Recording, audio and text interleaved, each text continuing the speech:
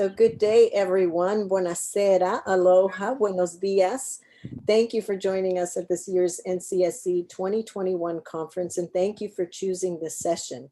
Today's session is Florida, Texas, Hawaii, and Massachusetts. After COVID-19, what? Community colleges response. This panel continues a conversation that was captured at the NCSC essay, Can Community Colleges Be a Force for a Future Transformed? Today, we bring together perspectives from community college leaders in 4 regions of the US, Hawaii, Texas, Florida, and Massachusetts. And then after the session, we hope to collectively discuss how we see the role of community colleges in the coming years amongst us all. I would like to start off by sharing a definition which was included in the essay. It's a recommended modification of Ehrlich's definition of a civically engaged individual. And this is what it says. A morally, civically, and ecologically responsible individual recognizes themselves as a member of a larger planetary fabric and therefore considers personal, social, and ecological problems to be connected. Such a person is able and willing to see the moral, civic, and ecological dimensions of issues, to make informed judgments, and to make action when appropriate. Our panelists propose that ecological awareness be a more central part of the community college mission. So before we begin the discussion, I would like to introduce you to our 5 panelists, beginning with Dr. Robert Franco. He's the Director of Institutional Effectiveness at Kapi'olani Community College, University of Hawaii, and Dr. Krista Heiser, Professor at Kapi'olani Community College and Director of the Center for Sustainability Across Curriculum at the University of Hawaii System Office of Sustainability. Kapi'olani Community College is the largest 2-year college in the 10-campus University of Hawaii system. It offers high-quality transfer programs in the liberal arts and STEM, and strong career programs in nursing and health sciences, culinary arts, hospitality and tourism, business, and IT. It is a national leader in Indigenous, intercultural, and international education, service learning, and undergraduate research. The college reaches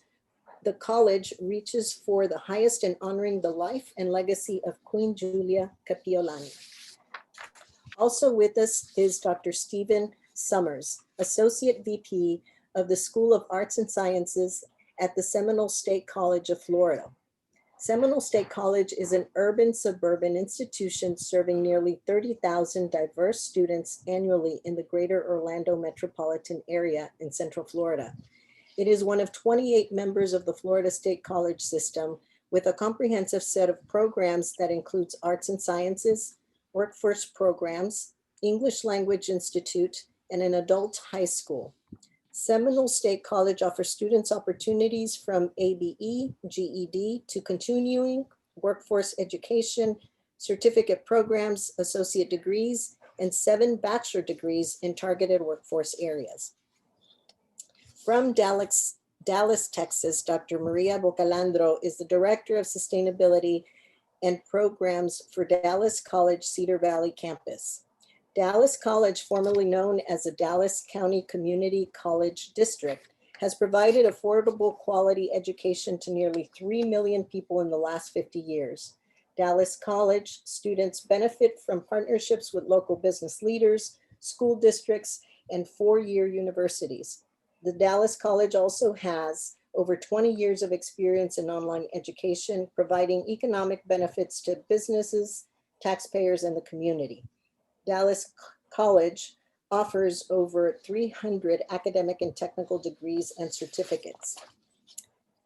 And last but not least, Dr. Nancy Lee Wood. She is a professor of sociology and coordinator of the Sustainability Studies program at Bristol Community College. She also is a director of the Institute for Sustainability and Post-Carbon Education.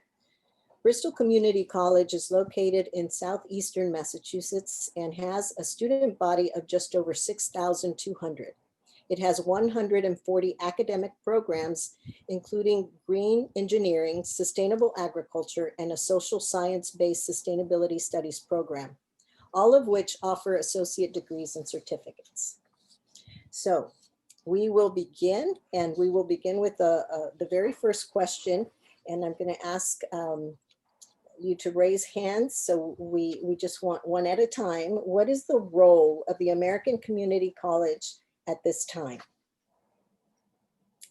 Bob, you're going to take I think the time for community colleges is now, but I'd like to start with a little historical background so people understand the roots of the community college movement.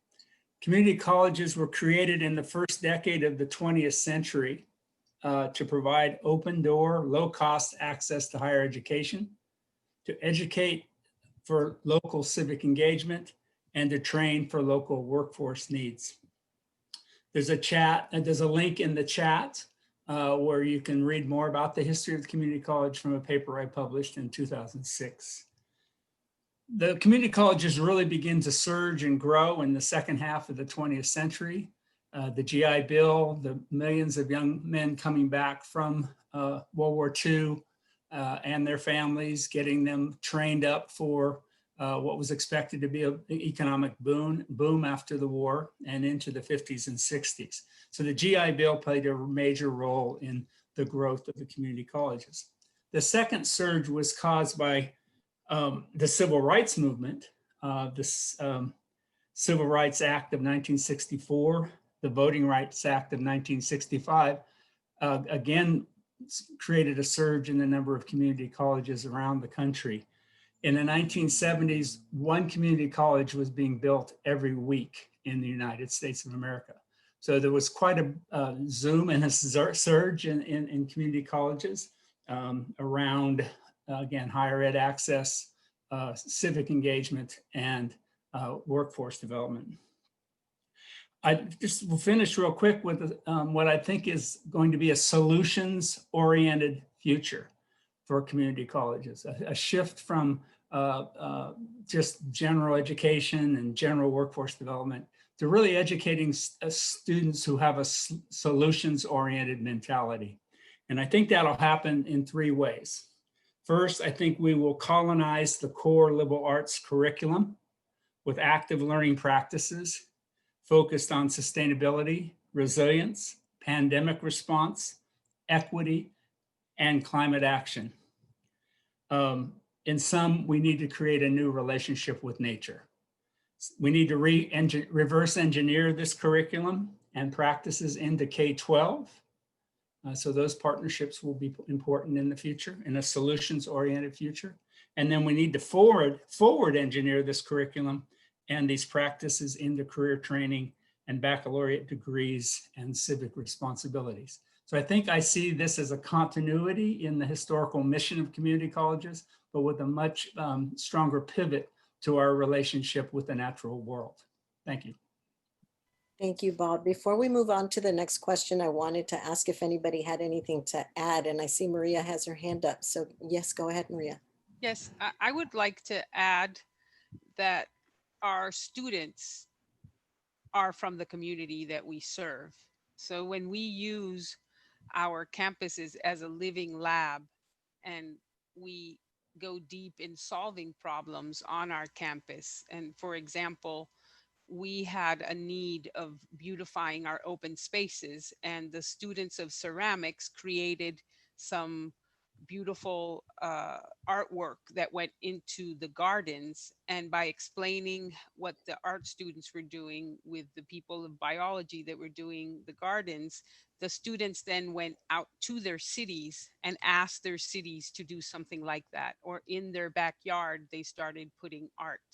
The minute we incorporated music outside, those ideas we're taking to their community. So whatever we do on our campuses replicates in the community right away. That's what I wanted to add. Thank you, Marianella. Thank you, Maria. We're going to move on to our next question, which is, what might the longer term impact of COVID-19 be on higher education sector? So if I could get a raise of hands. Thank you, Krista. Go ahead. Well, I think beyond the remote learning impacts and the distancing and all of that, when we figure all of that out, I'd like to propose something else that I think we might see with COVID-19. Back in April, we conducted a survey on one of our campuses, the Earth Day Survey 2020, and we actually thought to ask, how is COVID-19 influencing your concern and interest in climate change and sustainability? And 55% of our student population and 47% of our employee population said that COVID-19 was increasing their interest in learning more about climate change and sustainability. So in addition to all the other changes that we'll be seeing, this might be the moment where we connect pandemic with climate change and the need to really teach for sustainability and for the future that we're facing. Thank you, Krista. And does anyone have anything to add to that, to what Krista has already shared? I would like to add that it has a huge impact also on the organizational structure of our colleges. For example, at Dallas College, there's a new position called the Chief Critical Response Officer that has created a playlist of not only procedures about personal health and safety, but instructional protocol, how to return to campus, health and safety procedures. And for the very first time as a sustainability director, I see the word resilience and sustainability in everything we do. So not only has it impacted instruction and the quality of life of our students and community, but also organizational changes, structure changes in the way we do business at community colleges. Thank you, Maria. I do have another question, which is how do and how could community colleges prepare students for future careers that might not exist yet? Who would like to take that question? Thank you, Stephen. Thanks, Marianella. I just want to elaborate a little bit more on something Bob talked about earlier, which is the mission of the community college and the huge part of that workforce preparation and education plays for us.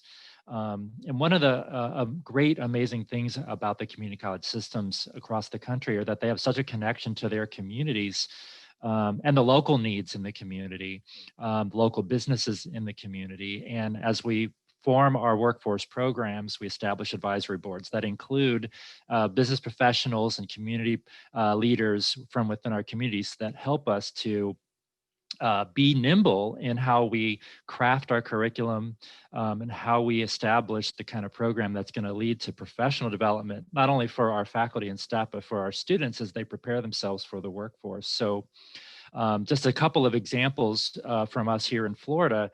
Locally, our engineering program worked with one of our friends in the theme park business to talk to them about what they needed and how we could marry a couple of our programs, both in mechanical education, but also electronics education. There are very few things anymore that do not have both a mechanical and an electronic component. And so mechatronics was born, and that allowed our partners there to have their own people sort of grow and learn these skills so that they could promote from within.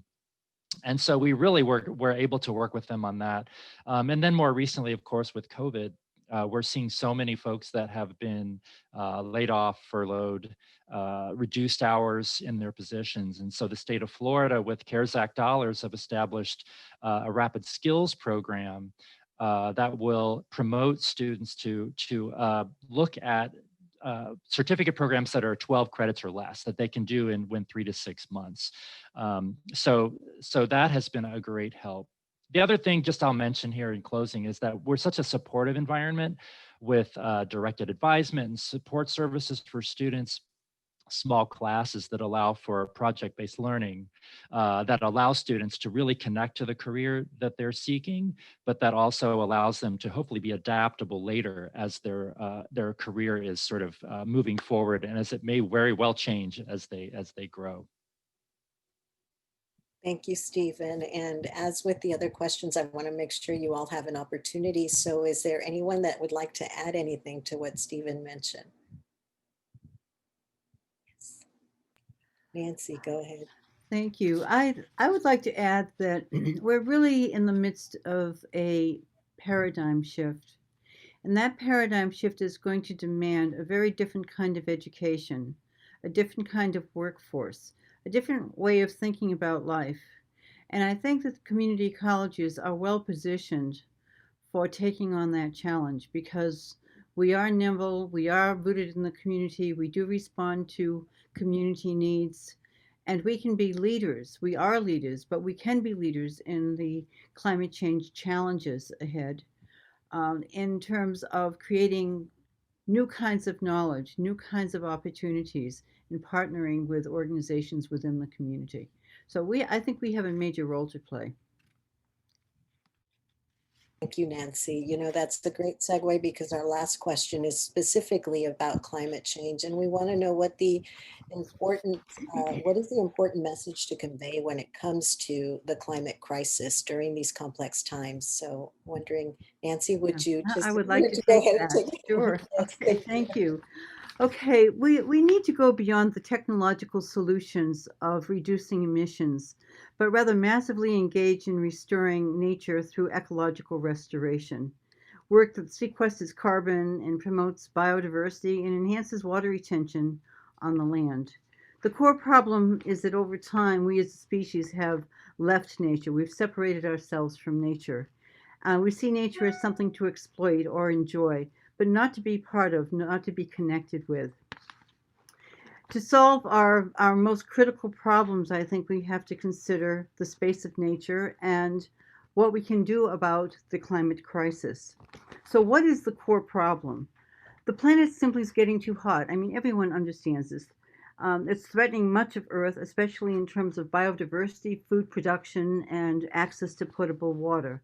Droughts and massive fires and megastorms and desertification, deadly heat waves, these are all the result of ecological mismanagement. So what do we ultimately need to do? We need to cool the planet. And what cools the planet? Water. And we need to rehydrate Earth's land masses. So how do we go about doing that? We have to have a full-scale regenerative land management, reforestation, restoration of grasslands and prairies and wetlands, deindustrialization of agriculture, and reintroduction of keystone species, such as beavers and wolves. We have to massively green our cities and suburbs with deep-rooted plant life, such as urban forests. We have to have home and community gardens and depaving schemes. We can educate and train students at community colleges to do this really important work. And moreover, through partnerships with the governments, we could establish and institute programs on local levels, regional, national levels, something similar to FDR's Civilian Conservation Corps. I don't know if you're familiar with this, but the Civilian Conservation Corps was a work relief program that gave millions of young people employment on environmental projects during the Great Depression. It was considered to be one of the most successful of the Roosevelt New Deals. The Corps planted more than 3 billion trees and constructed trails and shelters in more than 800 parks throughout the country during the 9 years of its existence. And the Corps helped to shape the modern national and state park systems. We need bold and innovative training and education for young people today to meet these kinds of challenges. And I think the community college is really very set to do that. We're in a good position to do that. That's my story, and I'm sticking to it. Yeah, I'll be quick. I just wanted to say that my father was in the Civilian Conservation Corps at Lake Tahoe, and he spoke very highly of how transformative it was for him during the Depression. And I think that has had some impact on my thinking. I've tried to transition to, we need to think intergenerationally about this work and really begin to think about our K-12 and university collaborations. The kind of transformation Nancy's talking about is going to have to be with a kind of a K-16 approach. And I think that we're positioned as community colleges to lead that approach. And part of that approach would be the development of a resilience core, perhaps with university, college, and high school students working together on developing resilience plans for their own neighborhoods. So I'll just conclude there. Thank you, Bob. I want to thank all of you for coming together and actually taking the time to have this discussion. And I just want to also share that, you know, before we leave the session, I'd like to ask one last question, which is to see if anyone might have some thoughts or a vision for the future of community colleges, if anyone might want to add a few closing comments on that. Yes, and I'd like to unite it to NCSC and the Drawdown project that have come together. And so as community colleges, we want to ensure that there's a vibrant, growing, and economically viable future for our communities, for future generations to get jobs, and we're forming the people for those jobs. And we want to create teaching and learning environments to be able to do that. But NCSE's mission is how do we bring down science to policymakers and decision makers? And then Drawdown is saying there's 100 actions we can do right now and solutions. So I see community colleges as a convener, and as Bob shared, of a broader scope of K through 16, of how we talk about these topics, how we motivate, how we advocate, so we can solve these huge crises. This is not only government can't do it alone, or businesses can't do it alone, and research universities can't do it alone. I see the community colleges as a convener to get to these solutions and mobilize people so that we can have a better planet. Thank you so much, Maria, for those closing remarks. And I do want to thank all the panelists for coming together today. This is not the end. We will continue with this, and I know the work is evolving. And so we will be closing the session so that we can begin with the future and thinking about the future and what the true solutions are going to be for the future. So thank you so much again for joining the session, and we look forward to meeting with you after the session to continue the discussion.